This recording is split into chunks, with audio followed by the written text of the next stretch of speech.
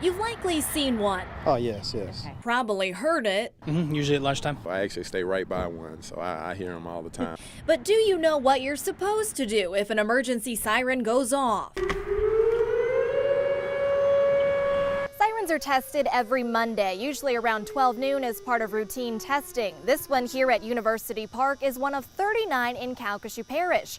But what if it sounded right now? Would you know what to do? Better yet, what would you do? We pose the question to residents. That's a good question.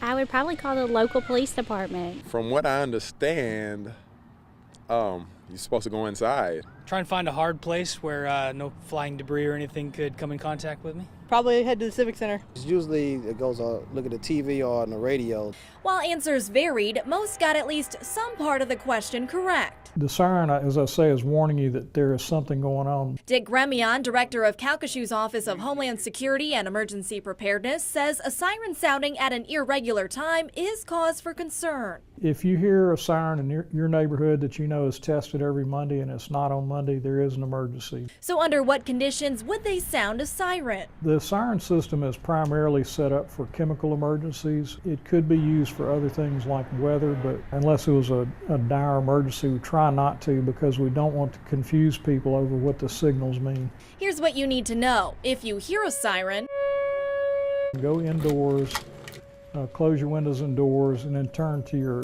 news media to see what the situation is. And sirens aren't the only form of alerts anymore. The sirens are just part of our warning system nowadays. Back in the 80s when the siren system was first put into use, that was the warning system. With changes in technology, Gremion says they now have other ways of alerting residents of any danger, like their telephone ring down, which delivers a phone message to your landline. There's also Calcasieu, which sends a voice, text, email message to your phone or to your computer, whichever your choice of delivery is, also part of our system as well. While a siren only alerts you to an emergency, Rob Dodrill, Emergency Response Coordinator for the parish, says the ring down and Calcasieu provide you with detailed information. Plus, bad things can happen in the middle of the night. The sirens are not going to wake you up all the time, but that phone will in the middle of the night, and if we have an emergency, we want you to wake up and take action. Case in point, a chemical release several years ago. It happened early one morning, and people did not know about it till they woke up the next morning and stepped out their door and smelled the chlorine leak, and then went back inside and called us, and we had to do a shelter in place of that whole neighborhood. Ultimately, the more options, the more people they can reach. Yeah, it could be life or death. Dodrill says even though they've come a long way, some 40,000 now subscribe to Calcasieu. They'd like to see everyone sign up by going to calcasieu.com. Put in your username, whichever you choose, and a password that you can remember. It gives you the option to provide as little or as much information as you'd like.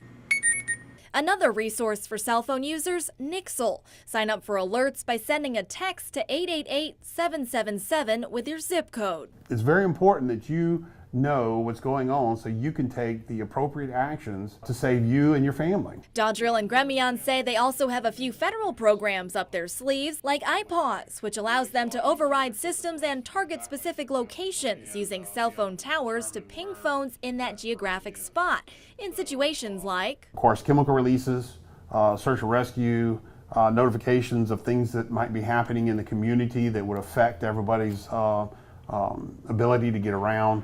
So let's recap. The key number to remember is 3. You have 3 options: sirens, landline call, and Calcasieu. When you receive word of an emergency, take 3 steps. Go indoors, shut doors and windows, and tune into local media. All right, that's great to know. Sounds pretty legit. I could probably do that. Would you do it? I think so. Yes, ma'am. At your service, Erica Bivens, KPLC 7 News.